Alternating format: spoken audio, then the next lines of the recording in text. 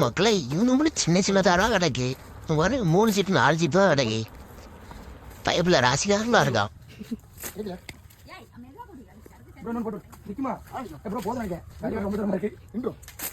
அப்படி ஒரு யூட்டன் போடு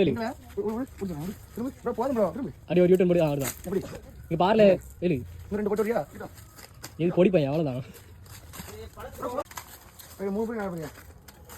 மக்களே இந்த வெடிப்புக்கு இந்த லைட்டாக பழுத்துருக்கும் அதெல்லாம் வெட்டி போட்டுருவாங்க.